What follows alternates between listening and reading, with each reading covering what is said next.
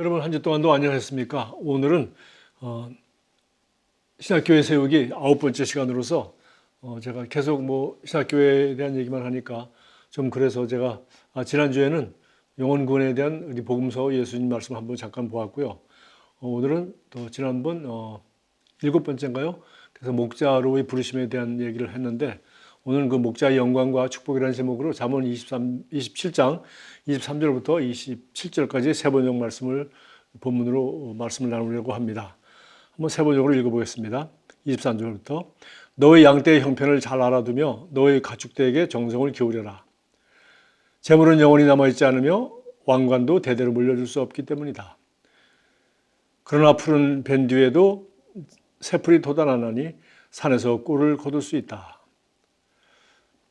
어린 양의 털로는 너의 옷을 지어 입을 수 있고 순양으로는 밭을 사들일 수 있으며 염소의 젖은 넉넉하여 너와 너의 집 식구의 먹을 것뿐만 아니라 너의 여종의 먹을 것이까지 있을 것이다. 이런 말씀인데요. 제일 먼저 왜 주님은 자기 양들을 베드로에게 부탁하셨는가? 요한복음 21장을 다시 한번 생각해 보겠습니다. 예수님이 이 베드로에게 요한의 아들 시몬아 내가 나를 사랑하냐 이렇게 물으셨어요. 예수님은 베드로가 예수님을 그리스도로 고백했을 때 요한의 아들 시몬아 내가 복이 있도다 라고 하면서 너는 이제 자연인 요한의 아들 요나의 아들 시몬이었지만 이제는 앞으로 너는 베드로라 내가 이 반석에 내 교회를 세우리라 라고 이제 이름을 갈아서 자기 제자로 삼으시는 장면이 나왔는데 그렇게 말씀하셨는데 이번엔 이제 이 제자로서 3년 반 동안이나 함께 있었고 인정받고 했던 사람인데 부활하신 뒤에 제자들 가운데 나타나셔서 바로 지금 갈릴리 호숫가에서 부활하신 예수님이 또 나타나셨을 때 하신 말이 신기하게도 또 요한의 아들 시몬아 라고 이렇게 말하고 내가 나를 사랑하냐라고 물었어요. 그래서 이 말은 특별히 저는 이렇게 생각하고 싶습니다. 모든 사람에게 우리는 누구누구의 아들, 그러니까 여러분 가지고 있는 성씨, 아버지로부터 물려받은 거죠. 그래서 이 자연인으로 태어난 우리에게 이제 우리가 거듭나서 하나님의 자녀가 되었으니까 이 자녀에게 우리는 하나님의 자녀가 되면은 하나님이 우리 아버지가 되시고 예수님이 우리 이제 주님이 되셨는데 바로 예수님이 피로 값주고 사신 하나님의 가족, 하나님의 자녀가 됐지 않습니까? 그래서 우리는 자연스럽게 하나님의 양무리를 돌보는 그런 사람으로 우리가 이제 책임을 맡게 되는 것입니다. 그래서 시몬아, 내가 나를 사랑하냐고 세 번 물으시고 그때 하신 일이 내 어린 양을 먹이라, 내 양을 치라, 내 양을 먹이라. 그래서 결국은 목자 역할을 잘 감당하라고 부탁하신 것이 바로 소위 말하는 예수님이 대사명, Great Commission하고도 똑같은 얘기죠. 우리 알다시피 마태복음에는 너는 모든 족속으로 가서 모든 족속으로 제자를 삼으라고 하였고 마가복음에는 너는 온천하에 닿으면 만민에게 복음을 전파하라고 하였고 누가복음 사도행전에서는 성령을 받고 땅 끝까지 이르러 나의 증인되라고 하였고 요한복음에서는 바로 21장이 아주 한 장 전체가 바로 시몬아 내가 나를 사랑하냐 세 번 물은 다음에 결국은 어린 양을 먹이라 양을 치라 내 양을 먹이라 이렇게 해서 그걸 영혼을 구원하여서 그걸 잘 도우는 영적인 부모 역할을 감당하라라고 결국 얘기하였습니다. 그러니까 제자 삼으라는 거나 영적 부모 역할을 감당하라는 거나 이게 다 합쳐 볼 때 결국 다 같은 이야기인 것을 알 수 있지만은 좀 다른 관점에서 말한 것을 알 수 있습니다. 이 얘기는 참 재미있게도 또 베드로 전서 5장 1, 2절에도 잘 나와 있습니다. 너희 중 장로들에게 권하노니 나는 함께 장로된 자요. 베드로가 자기를 장로로 소개하고 있습니다. 그리고 그리스도의 교회를 섬기고 있는 장로들에게 각 교회의 장로들이죠. 각 교회의 장로들에게 자기도 함께 단 장로라고 자기도 장로라고 소개하고 또 우리 성도들을 돌보고 있는 그 지역 교회의 그 신학교회 가정교회의 장로들에게도 또 장로라고 말하고 나도 함께 장로된 자요. 그리스도의 고난의 증인이요. 나타날 영광에 참여할 자니라. 예, 베드로 예수님의 고난을 보았던 증인이죠. 그리고 자기는 끝까지 사도로서 그리스도의 증인으로서 마지막 주님 앞에 서는 그날까지 영광에 참여할 그런 삶을 살 것이라고 말했습니다. 너희 중에 있는 하나님의 양무리를 치되 지금 로컬 처치 교회의 장로들에게 하는 말입니다. 너희 중에 있는 우리가 세상 양떼들 세상 영혼 다 구원하는 게 아니죠. 우리가 돌봐야 하는 내 양무리를 하나님의 약물이, 내게 맡긴 약물이는 나의 양이 아니라 하나님의 약물이라는 걸 알 수 있어요. 하나님의 약물이를 치되 억지로 하지 말고 하나님의 뜻을 따라 자원함으로 하며 더러운 이득을 위하여 하지 말고 기꺼이 하라라고 베드로전서 5장 1, 2절에 부탁하고 있습니다. 그래서 자기도 장로로 약물을 치는 목자로 인식하고, 그리고 이 신약교회, 신약성경에 나와 있는 베드로가 편지를 써서 받게 된 이 장로들에게도 나도 함께 된 장로들이고 나도 하나님의 약물을 치고 있고 사도로서 목자로서 치고 있고 너희도 나와 같이 함께 목자로서 장로로서 교회를 섬기며 하나님의 약물을 치고 있지 않니? 이렇게 말하는 것이죠. 이어서 사도행전 20장 28절에 여러분은 누굽니까? 바울이 드디어 에베소에서 사역을 다 마치고 이제 마지막 떠나면서 그 많은 가정교회, 신학교회에 개척된 그 교회를 돌보는 장로들을 다 모아놓고서 밀레도에서 마지막 한 그 유명한 연설이죠. 여러분은 자기를 위하여 온 양떼를 위하여 삼가라. 성령이 그들 가운데 여러분을 감독자로 삼고 하나님이 자기 피로 사신 교회를 보살피게 하였느니라. 하나님이 약물이를 치라고 했고, 베드로전서에서는 사도행전에서 사도 바울을 말하기를 하나님이 자기 피로 사신, 누구예요? 예수의 피죠. 예수의 피로 사신 그 교회를, 성도들이 무리인 교회를 너희들에게 보살피게 하였다라고 말하고 있어요. 바로 이 목자에게 부탁한 거죠. 목자에게 부탁했습니다. 그리고 그 양들을 잘 감독하고 잘 보살피는 그런 목자 역할을 감당하라는 얘기죠. 이 목자란 말은 왜 이렇게 중요한가 생각하니까 그 예수님도 결국은 12명의 목자였다는 걸 알 수 있습니다. 그렇죠? 예수님이 12명의 목자였습니다.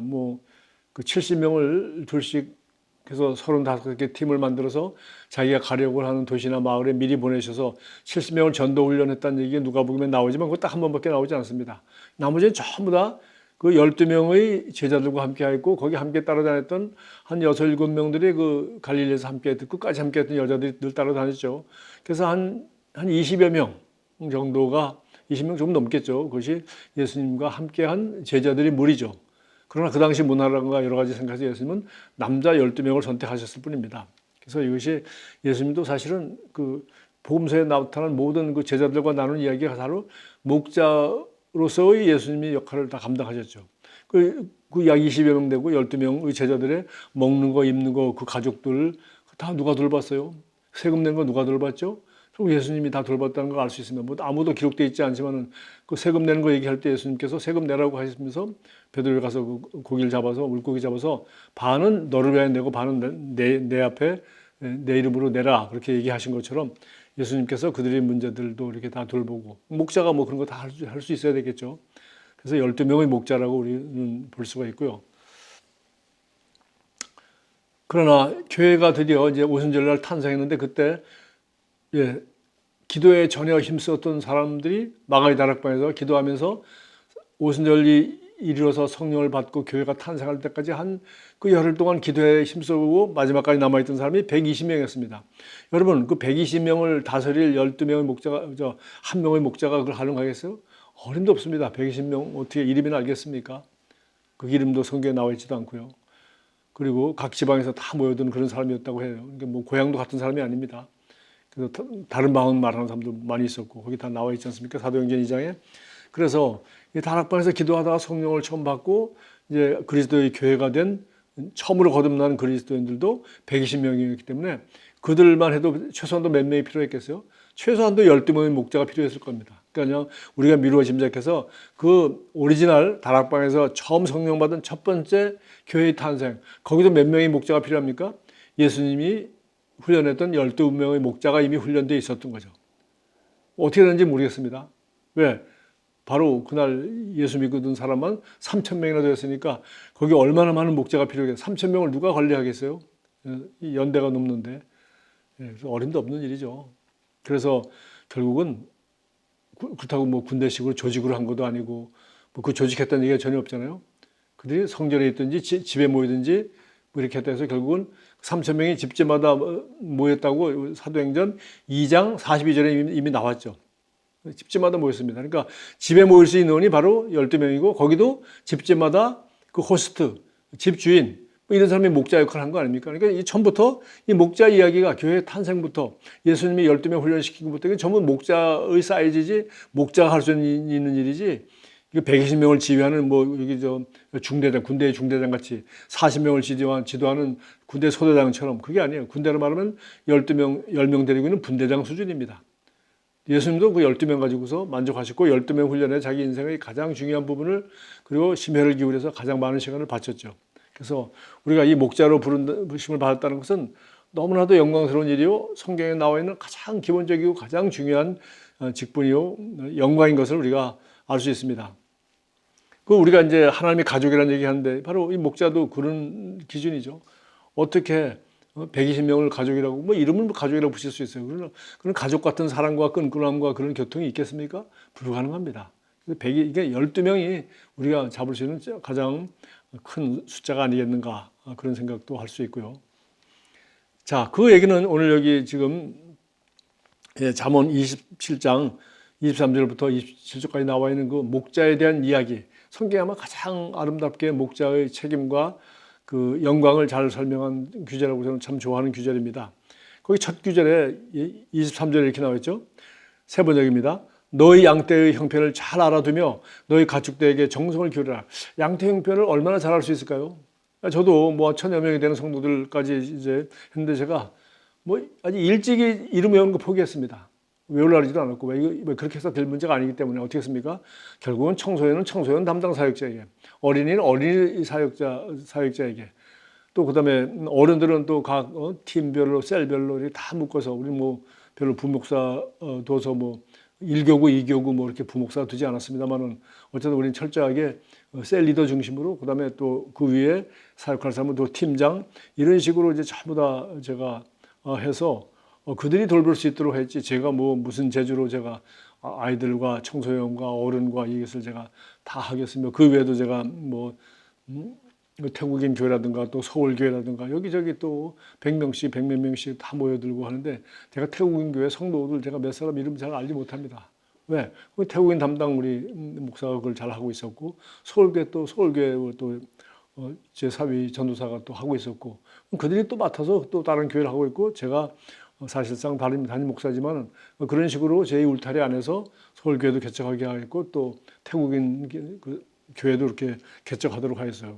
거기도 마찬가지입니다. 뭐 태국교회 많이 모일 때 160명씩 모이고 서울교회도 많이 모일 때 거의 한 100여 명 이상 모였는데 그 어떻게 그 군대 생활을 하면서 전방에 나가서 일하면서 어떻게 청년들 70명, 80명을 자기가 목자 역할을 할 수 있겠어요. 결국은 또 셀 리더를 둬서 셀 리더 중심으로 셀 중심 교회로 우리 교회에서 배운 그 시스템대로 그렇게 했습니다.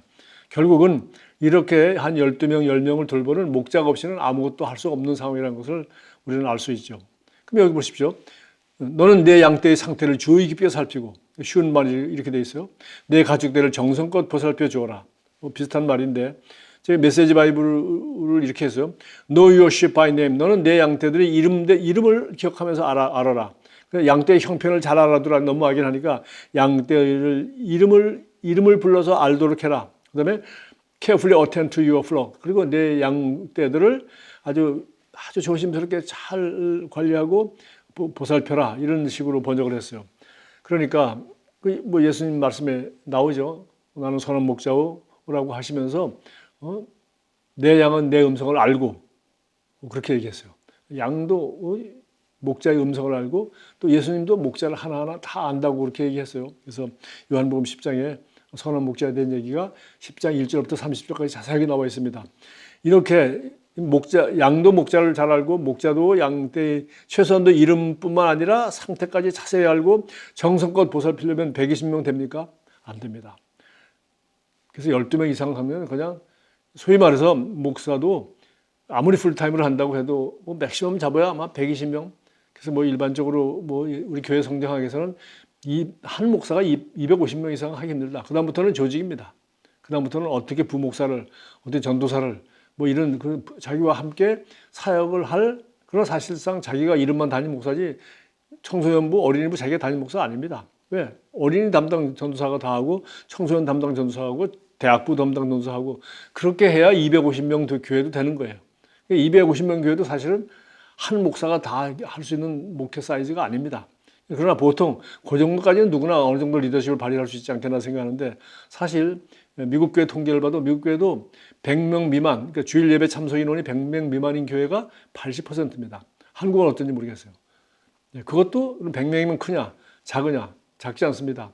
그 100명의 뭐 이름을 알고 적당히 돌보고 하는 거까지가 주일날 잘 나오세요, 11조 잘 내세요, 뭐 잘하세요, 뭐 잘해서 성경 읽으세요. 그 정도까지는 하지만 이 100명의 영혼의 상태가 어떤지, 부부간의 관계가 어떤지, 그 집 자녀들이 지금 잘 되고 있는지 이 모든 것에 대해서 관심을 갖고 알고 기도해주고 지도해줄 만한 그런 책임도 없지만은 그렇게 할 수도 없습니다. 그러면은 우리 목자라는 것이 뭡니까? 목자는 예수님이 12제자 훈련시켰듯이, 그리고 우리가 하나님의 가족이라고 왜 합니까? 하나님의 가족이 자녀 12명, 부모 빼고서 10명이라고 칩시다. 여러분 10명 있는 가족이 지금 대한민국에 있겠습니까? 신문에 날 정도입니다. 그 정도 낳지도 않고, 과거에는 많이 낳았습니다. 그래서 뭐 생기는 대로 아이를 낳아서 10명, 20명까지 낳아서 길렀었죠. 요한 웨슬리도 어머니가 뭐 19명인가 이렇게 낳았어요.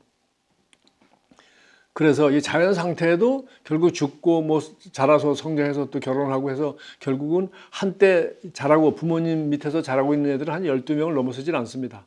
그러니까 이것이 바로 가족이죠. 그것도 요한 웨슬리 어머니 같은 경우는 수잔나는 그 7명, 8명 한꺼번에 기를 때 어떻게 했습니까? 그래서 일주일에 오늘은 월요일은 누구, 화요일은 누구 해서 그 하나에 아주 집중해서 수요일은 누구 이렇게 해가지고 매주 하루를 그 하나에게 오후에 아주 집중해서 그 아이만 돌보고 공부도 가르치고 신앙 지도해주고 이 대화를 나누고 하는, 그렇게 철저하게 어머니 역할을 잘했습니다. 이것도 목자의 역할이죠. 그러니까 이런 걸 생각해 볼 때 우리 하나님의 교회에서 무슨 목자의 역할을 한다는 것은 12명 이상 한다는 건 사실 주제넘는 일입니다. 예수님도 12명 이상 안 하셨고요. 그냥 12제자뿐만 아니라 함께 따라다니던 여자들도 한 6명, 8명 칩시다. 그래서 뭐 20명이라고 하더라도 20명 이상 예수님도 하지 않으셨고, 예수님도 이 목자의 수준은 그 정도인 줄 알 수 있고, 오늘 메시지 바이블이나 아니면 다른 말에서 번역한 것처럼 최소한도 이름을 알고 상태를 쭉 깊이 살피고 정성껏 보살피려면 어머니가 자녀들 보시듯이 12명 이상도 힘들다. 그걸 우리가 알 수 있으니까 우리가 이 말씀 그대로 적용할 수가 있겠습니다. 자, 두 번째는 24절입니다. 재물은 영원히 남아있지 않으며 왕관도 대대로 물려줄 수 없기 때문이다라고 이 세 번역에 되어 있어요. 재물은 영원히 남아있지 않으며 왕관도 여기 뭐 멸류관은 제대로 물려줄 수 없다 이렇게 되어 있는데요. 쉬운 말은 이렇게 했어요. 너는 양떼의 상태를 주의 깊이 살피고 내 가축을 정성껏 보살펴 주어라. 그래야 되는 이유는 그 까닭이 이러하니 현재의 재물은 영원토록 내 곁에 있는 것이 아니며 집안의 멸류관도 대대로 이어지는 것이 아니기 때문이다. 이게 무슨 말인지 아십니까? 여러분 재물이죠. 이거는 사실 영원히 갈 것 같죠. 왜? 이거 뭐 발이 있는 것도 아니고 손이 있는 것도 아니고 그냥 가만 두면은 뭐 금덩어리를 바꿔가지고 뭐 안방에다 어디다 감추든지 바닥에다 묻어두면 평생 가지 않겠습니까? 그렇게 영원히 갈 텐데, 대를 물려줄 수 있을 텐데 그렇지 않다는 겁니다. 재물은 영원토록 내 곁에 있는 것이 아니며 집안의 멸류관도, 집안은 무슨 벼슬을 했다거나 여기는 왕관이라고 해서 내가 왕이라고 자식한테 왕 물려주고 또 왕 물려주고 제대로 하겠냐. 우리 2조 500년 뭐 엄청난 오래된 역사였지만 거기도 뭐 왕족으로 태어났다가 죽기도 하고 뭐 얼마나 우리가 얘기 너무 잘 알죠. 형제 간에도 서로 싸우고 또 자기가 왕 된 다음에 형제들 다 죽이고 별일 다 있었지 않습니까? 그러니까 왕관도 물려받기가 어렵고 왕관도 곧 자식에게 물려주기도 어렵다는 겁니다. 세상 절대 권세도. 그러니까 재물이나 권세나 이거는 한 대, 두 대도 잘 이어지기 힘들게 그렇게 사람들이 탐하는 것이고 날아가는 것이고 그건 지키기 어려운 것이에요. 그러나 뭐는 안 그렇다는 겁니까? 이제 무슨 얘기하는 거예요? 너는 내 양떼의 형편을 잘 알아두며 너희 가축들, 양떼는 그렇지 않다는 겁니다. 양떼는 생명체고 이거는 사랑으로 돌보고 하면은 이것은 배반하지 않고 이것은 정말 당장 금덩어리만 못하고 당장 멸류관처럼 사람들에게 자랑하고 왕관처럼 대대 물려줄 것 같이 큰 소리 치면서 세상의 부귀 영화를 크게 갖다 주지도 못하고, 그리고 그거 재물을 탐하여 도둑이 들지도 않고 또 집안의 멸류관이라 왕관이라고 해가지고 서로 죽이고 살리고 형제간에 칼부림 나고 하는 그런 짓들은 또 없지만은 최소한도 양들은 무슨 일이 있다는 거예요? 양들은 풀만 잘 먹이고 잘 돌본다면, 이렇게 한다면 23절 24절 잘 돌본다면, 그러나 풀은 밴 뒤에도 보십시오. 푸른 밴 뒤에도 새풀이 돋아나니 산에서 꼴을 거실 것이다. 딴 거는 재물도 영원할 것 같고 집안의 명예와 왕관도 영원할 것 같지만 결국은 다 사라지는 것이고 끔찍한 비극을 초래할 가능성이 많이 있지만 양떼를 돌보는 데 필요한 풀은 베서 또 주면은 먹고, 여러분 그 시골에 살지 않은 분들은 잘 모르는데요.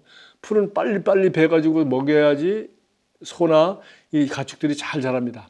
그런데 풀을 소가 좋아하고 양들이 좋아하고 하는 풀들을 갖다가 빨리 베지 않으면 어떻게 되죠? 풀이 더 자랍니다. 꽃이 피우면 영양가가 적어질 뿐만 아니라 풀이 웃자라면 나중에 이 풀이 너무 딱딱해지고 거칠어져서 소들이 먹을 수가 없어요. 그래서 좋은 소꼴인데 너무 자란 소는 소들도 그걸 먹지 못해요. 뭐 마찬가지입니다. 그래서 풀은 빨리빨리 베서 그 보들보들할 때, 저도 뭐 우리 텃밭 이번에 갖고 봤는데요. 뭐 뜰깻잎도 그렇고 무슨 뭐 케일도 그렇고, 우리 케일 같은 경우는 빨리빨리 따 먹으려는데 왜 딸라는 벌레가 와서 다 먹어버려요. 나보다 더 동작 빨라요. 벌레가 다 먹어버려요. 약을 안 치니까. 그리고 뭐 근데 상치는 그래도 벌레가 안 먹읍니다. 그래서 상치도 그래요. 상치도 안 따고 내두면 흐지부지 해두면 빨리 따주면은 또 상치가 또 자라요. 따주면 또 자라고. 그래서 이 생물체는 그게 너무 좋아요. 그래서 빨리빨리 풀을 빨리 베줘야 새풀이 돋아나고, 그래서 산에서 꼴을 얻어요. 그래서 그냥 자연에 있는 겁니다. 산에 있는 겁니다. 그러다가 빨리빨리 네가 자르다가 꼴을 갖다가 열심히 모아서 어떻게 해요? 양들에게 잘 먹이라는 겁니다. 그러면은 어린 양의 털로는 너희 옷을 지어 입을 수 있고 순양으로는 밭을 사들 있다. 그러면 양떼들은 꼴 먹고 털이 버슬버슬. 그래서 어린 양의 털, 그건 최고, 양모, 이거 최고 아닙니까? 여러분, 뭐, 세계에서 제일 좋은 양복 기지, 양복 그 섬이죠. 그 다음에 뭐, 제일 좋은 양말, 이게 다 뭐예요? 아주 좋은 양털, 아주 보드라운 양털이 들어가 있어요. 양모라지, 양모. 그래서 이것은 어린 양의 털로는 너희 옷을 지어 입을 수 있고 순양으로는 밭을. 야, 순놈은 뭐 털도 나는 것도 아니고 젖을 짜는 것도 아니고 어떻게 해요? 고기 먹기 좋습니다. 그러니까 순놈은 팔아가지고 왜 적당히 그 번식하는 데 필요할 만큼만 필요하지, 순놈이 너무 많으면 안 좋으니까 어차피 그거는 씨알놈 빼놓고 나머지 다 팔아서 그거가 다 돈이 되니까, 양고기 돈이 되니까 밭을 살 수 있다는 겁니다. 자, 그래서 그러나 푸른 밴 뒤에서 새풀이 돋아나니 산에서 꼴을 얻을 수 있다. 이 얘기는 무슨 얘기입니까? 바로 이 재물도 오래 갈 것 같고 더 좋은 것 같고 왕관도 오래 갈 거고 더 좋은 것 같지만 사실은 풀이 더 중요하다는 거예요. 네, 풀은 살아있는 생명체인 양을 돌볼 수 있고, 이 양을 잘 돌보면 털도 어선하고 젖도 나고 순양 팔아가지고 밭도 사고, 결국은 그게 다 내 양식이 되고 내 가족을 돌볼 수 있고 밭을 사가지고 나도 부자가 될 수 있는 거죠. 이렇게 좋은 게 지금 아주 미미하고, 너는 꼴만 잘 벼다가 양 몇 마리 어린 양 조금 먹이는 거 이것만 잘해도 결국은 번성하고 자라면은 너희 집 식구가 이 양떼로부터 큰 여러 가지 유익을 누릴 수 있다는 얘기를 하고 있는 것입니다. 그래서 이걸 왜 재물과 비교하고 왕관과 비교하는가 보니까, 사라지는 모든 시간 기회를 놓치지 말고 붙잡고 자원을 활용하여 양떼를 치는 일을 하라. 이거 사실 뭐 제가 자세히 설명할 필요가 있을까요? 예수님이 뭐라고 그랬어요? 내 어린 양을 먹이라. 어린 양을 먹이려면 어떻게 되죠? 풀을 베야 되죠. 어린 양이 먹는 풀. 그럼 어떻게 되죠? 엄마가 우리 젖먹이 잘 먹이려면 어떻게 되죠? 엄마가 열심히 좋은 음식 먹고 건강하게 건강한 모유를 생산해야 이 아이가 잘 먹죠. 그럼 아이가 밥만 먹고 젖만 먹고 살합니까? 엄마가 사랑하고 잘 돌봐주고 병 걸리지 않게 해주고, 병 걸리면 그 기도하고 잘 돌봐서 건강하게 자랄 수 있도록 그 아이를 아주 정성을 다해서 하나 기르기 얼마나 힘들어요. 근데 우리 둘 나가서 아들, 딸 둘 기르는 거 보니까 너무 힘듭니다. 잠을 제대로 못 자요. 우리 뭐 딸도 뭐 3살짜리가 지금 이제 둘째가 3살인데 보니까 한 2, 3년 동안 밥도 제대로 못 먹어요. 왜? 애들이 뭐 밥 시간 뭐 애들이 안 옵니까? 밥 시간 뭐 딴짓 안 합니까? 그러니까 밥 세끼 준비해서 애들 그 입에 맞게 만들어야죠. 남편 섬겨야죠. 청소해야죠. 그 밥 다 준비해가지고 아이들 먹게 준비해야죠. 그리고 이제 도대체 식사 시간에는 애들 흘리고 뭐 밥 달라 그러고 밥도 제대로 못 먹는다. 그래서 이렇게 두 아이 기르는 것도 이렇게 힘든데 어린 양을 먹이는 게 만만치 않죠. 우리도 마찬가지입니다. 예수님도 씨 뿌리는 자의 비유 말했잖아요. 씨앗 뿌리면 뭐 다 알아서 자란다? 아니죠. 마귀 와서 먹고 집어가죠. 돌밭에 넣어서 뿌리가 없어 조금 핍박 나면 픽 쓰러지고 그러죠. 그 다음에 좀 잘 자라는 것 같다는 온갖 유혹과 재물의 유혹과 세상 유혹 때문에 흔들려서 결국은 열매 맺지 못하고 그냥 기복신앙 수준의 자기밖에 모르고 영혼구원도 할 수 없고 하나님도 이웃도 섬길 줄 모르는 그런 이기적인 그리스도인, 소비자 그리스도인으로 남죠. 결국은 좋은 땅에서 열매를 맺고 30배, 60배, 100배를 맺는, 다시 말해서 어린 양을 먹이고 양을 치고 양을 먹여서 좋은 양무리가 불어나게 하는 사람은 4분의 1밖에 없다는 겁니다. 그러니까 사라지는 모든 시간, 기회, 이 풀이 바로 그건 겁니다. 이 사라지는 거죠. 풀 가만두면 억세져서 소꼬리도 안 되고 아무짝도 못 쓴다니까요. 우리도 마찬가지입니다. 우리에게 주인 시간과 기회와 내 머리와 내가 뭐 할 수 있는 것 갖다가 내 실력도 개발하고 달란트도 개발하고 모든 걸 잘해서 이 모든 자원을 잘 활용해서 뭐라고요? 어린 양을 먹이고 양떼를 치고 돌보는 일을 하면은 드디어 어린 양의 털로는 너희 옷을 지어 입을 수 있고 순양으로는 밭을 사들일 수 있습니다. 이거 뭐 설명이 필요 없죠. 27절 염소의 젖은 넉넉하여 너와 너희 집 식구의 먹을 것뿐만 아니라 너희 여종의 먹을 것까지 있을 것이다. 세상에 여러분, 저도 이제 나이 들어서 자녀들이 이제 결혼하고 자녀가 또 자녀를 낳는 이런 이제 할아버지 세대가 되었습니다만, 여러분 자녀들을 잘 양육해서 그 자녀들이 건강하게 잘 자라서 아름답게 세상과 하나님의 교회에 쓰임받는 좋은 그리스도인으로 자라는 모습을 보고 또 그 일에 투자한 여러분 인생이 얼마나 아름답습니까? 여러분 직장에서도 수고하고 나름대로 여러분이 일도 하고 뭐 하는 일만 나라와 회사와 뭐 국가와 민족을 위하여 무슨 큰일 한다 하더라도 그런 것들 뭐 중요하죠. 그런 공동체 중요합니다. 그러나 당장 내 앞에 내가 책임져야 될 아빠의 일, 엄마의 일 누가 합니까? 내 자녀들을 잘 돌보고 하는 것이죠. 예수님은 그것을 엄마로서 아빠로서 그 식구들 돌보고 나와서 기르는 그거 대신에 제자 삼는 일, 하나님의 가족은 뭡니까? 영혼을 구원하여 제자 삼는 일이 바로 일반 가정에서 자녀를 낳아서 잘 훈련시켜서 세상과 하나님께 영광을 돌리고 복이 되는 그런 축복의 통로를 기르는 것입니다. 똑같이 우리에게 예수님 처음부터 끝까지 우리가 내 어린 양을 먹이라, 내 양을 치라, 내 양을 먹이라, 제자 삼으라는 얘기죠. 그래서 제자를 삼는 것, 젊은 사람, 그러니까 뭐 비슷한 사람이 제자 삼는 게 아니죠. 뭐 그렇게도 할 수 있지만 중요한 건 또 다음 세대가 될 수 있도록 제자를 삼는 일이, 이렇게 보람된 일이 세상에 어디 있겠습니까? 그래서 그 보람이라는 것을 이 목자로서는 그냥 설명을 너무 쉽게 해놨어요. 어린 양의 털로는 옷을 입을 수 있고 순양으로는 밭을 살 수 있으며 염소의 젖은 넉넉하여 젖, 털, 양, 순양 너와 너희 집 식구의 먹을 것뿐만 아니라, 그러니까 양만 잘 돌봐도 온 식구가 먹고 살 것을 다 양들이 제공한다는 거죠. 너희 여종의 먹을 것까지 있을 거죠. 물론 우리가 자녀를 기르면서 이 녀석들 잘 돼가지고 내가 노후가 뭐 잘 될 것이다, 얘들이 뭐 용돈 깨서 들고 오겠다, 뭐 내가 노후 걱정 안 해도 된다, 이런 세월은 이제 지났죠. 옛날에 그렇습니다. 성경도 그렇게 됐고요. 철저하게 자녀들이 이렇게 뭐 사회 시스템이, 사회 보장 제도가 뭐 그런 게 없었고 다 농촌 사회니까 평생을 같이 살면서 죽을 때까지 같이 살면서 같이 농사짓고 같이 양떼를 돌보고 그렇게 하면서 대가족으로 살았죠. 그러나 이제 세상이 바뀌고 산업사회가 되다 보니까 뭐 자녀들이 뭐 부모님의 노후를 책임진다거나 이런 거 뭐 진짜 언감생심이 그런 얘기가 되었지만, 그래도 이 목자의 그 상황은 그렇지 않습니다. 염소의 젖은 넉넉하여 너와 너희 집 식구의 먹을거리가 되며 너희 여종의 먹을거리가 되며, 너와 너 집뿐만 아니라 집에서 함께하는 여종의 먹을거리, 그러니까 여종의 먹을거리까지 된다는 거죠. 그러니까 이 양떼를 잘 보았을 때 그 유익과 덕이 구체적으로 얼마나 많은지를 27절까지 깨끗하게 아주 간단하게 풍성하게 설명하고 있습니다. 마지막으로 제가 뭐 양치는 얘기만 했는데 그 사람 얘기로 지금 자녀를 낳아서 어린 양을 먹이고 양을 치고 잘 돌봐서 훌륭한 이제 자녀로 성장하도록 돌보는 부모의 책임을 생각할 때 저는 잠언 31장 그 덕 있는 여자, 현숙한 여인, 그래서 그 지혜로운 여자에 대한 얘기 있지 않습니까? 거기서 제가 그 아주 끝부분 27절과 31절만 읽음으로써 여러분이 이걸 뭐 양이 아니라 사람에게 적용하고 특별히 자녀를 돌보는 어머니, 뭐 우리가 제자를 훈련하는 스승, 멘토 이 역할과 바로 적용할 수 있겠습니다.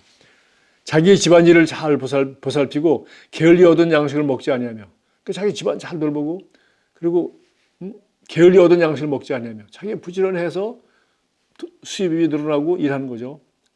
그의 자식들은 일어나 감사하며 그의 남편은 칭찬하기를. 자녀들 자라고 보니까 자기를 잘된 게 전부 다 어머니의 희생과 사랑이었다는 것을 아이들이 철들고 자라면서 결혼하면서 커지면서 아는 거죠. 그리고 그의 남편은 칭찬하기를. 남편도 이 자녀들 잘 돌보고 자기들이 밖에 나가서 일하고 자기 사회생활 가정 돌보지 못하고 산업화 세대에 특별히 그렇게 열심히 살아오는데 정신없이 바빴는데도 불구하고 아빠로서 많은 시간과 열정을 투자하지 못하고 제대로 하지 못했지만 그래도 부인이 가정 잘 돌보고 자식들 잘 돌보고 해서 이렇게 아름다운 가정을 이루고 자녀들이 잘 됐다는 걸 생각할 때 남편도 그 아내가 너무 고마운 거죠. 그래서 남편은 칭찬하기를 덕행 있는 여자가 많으나 그대는 모든 여자보다 뛰어나다 하느니라. 고운 것도 거짓되고 아름다운 것도 헛되나 오직 여호와를 경외하는 여자는 칭찬을 받을 것이라. 그 선의 열매가 그러니까 여호와를 경외하기 때문에 영적 생활, 신앙 생활, 그 아름다운 믿음을 칭찬했어요. 그러나 고운 것도 헛되고 아름답고 것도 다지어가지만 여호와를 경외하는 그 믿음과 사랑과 신앙을 가지고서 가정을 돌보고 한 그 자녀들의 어머니 그리고 이 남편의 아내를 칭찬을 하는 거죠.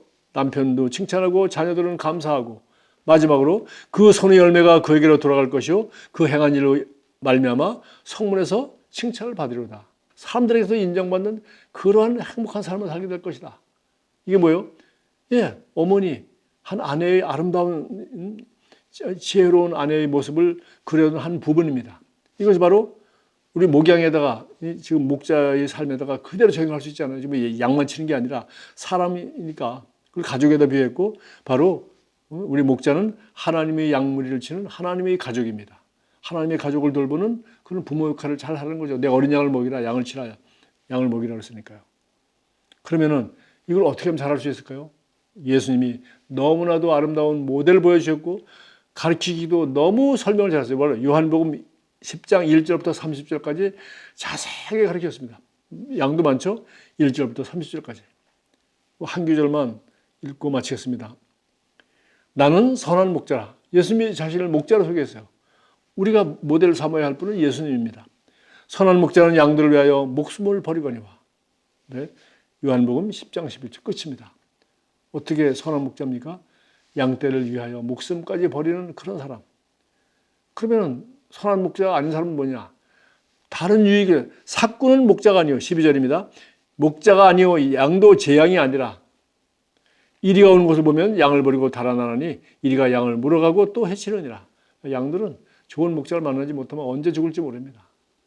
그래서 양들에게는 좋은 목자가 필요하고 또 선한 목자인 예수님을 본받아서 우리도 선한 목자로서 살아가는 것이 얼마나 복된 것인지를 시편 오늘 27편을 여러분이 묵상하면서 큰 은혜를 받기를 바라고요. 마지막으로 우리 계속 목자 얘기 나왔고 예수님이 베드로에게도 부탁했고 베드로도 베드로전서 5장에서 말했는데 베드로전서 5장 3, 4절 읽고 마치겠습니다. 맡은 자들에게 목자입니다. 하나님의 양무리를 치는 맡은 자들에게 주장하는 자세를 하지 말고 양무리의 본이 되라. 당연하죠. 근데 양무리의 본이 되고 우리 목자의 본은 누굽니까? 요한복음 10장에 나온 예수 그리스도. 예수님이 우리 선한 목자로서 좋은 목자가 어떤 삶을 사는지 정확히 보여주셨어요. 그리하면 우리가 양무리의 본이 되고 이렇게 좋은 목자 역할을 하면 그리하면 목자장이 나타나실 때 시들지 아니하는 영광의 면류관을 얻으리라. 이게 굉장히 중요한 말이지만 내가 더 이상 설명할 필요가 없겠습니다. 우리는 모든 목자로 부름을 받았고 그리고 목자장을 우리 목자들에게 책임을 묻는 사람이 누구예요? 자기의 양무리를 우리에게 맡겼단 말이죠. 목자장이 나타나실 때 예수님이 위대한 목자인 우리의 목자장이십니다. 그분께 나타나실 때 시들지 않는 영광의 면류관을 받도록 이 목자 역할을 잘하는 거죠. 주님이 잘하였도다 착하고 충성된 종아. 뭐로? 목자로. 예수의 핏값 주고 사신 예수님께서 맡기신 그 양무리 몇 명이냐? 12명. 한 명이라도 그렇게 할 때 목자장이 나타날 때 시들지 아니하는 영광의 면류관을 얻게 될 것이라고 베드로가 부탁을 하고 있습니다. 여러분 다시 한번 우리 가정교회의 목자가 되는 것이 여러분의 최고의 사명이요 가장 아름다운 영광과 축복의 근원인 것을 깨닫게 되기를 주님의 이름으로 축복하고 또 여러분 관심 있는 분들은 요한복음 10장 1절부터 30절까지 선한 목자 예수님을 다시 한번 말씀을 잘 듣고 좋은 목자로서의 삶을 본받기 바랍니다. 한 주 동안도 주 안에서 승리하십시오. 기도하겠습니다. 주님 감사합니다. 하나님께서 예수님의 피로 값주고 사신 귀한 양물을 우리에게 맡겨주셔서 우리가 영혼을 구원하여 어린 양을 먹이고 양을 치며 그 양떼를 잘 가르치고 양육하고 훈련하여서 또 좋은 목자가 될 때까지 제자를 만드는 제자로서 목자의 사명을 감당할 수 있도록 해주셔서 감사합니다. 우리의 최고의 모델 되신 선한 목자 예수님을 본받아서 그리고 예수님으로부터 훈련받은 좋은 목자인 사도 베드로전서 5장 말씀을 본받아서 저희도 좋은 목자로서 목자장이 나타나실 때 시들지 아니하는 영광의 면류관을 얻을 수 있도록 목자 역할을 잘 감당하기 원합니다. 감사합니다. 예수 그리스도의 이름으로 축복하며 기도합니다.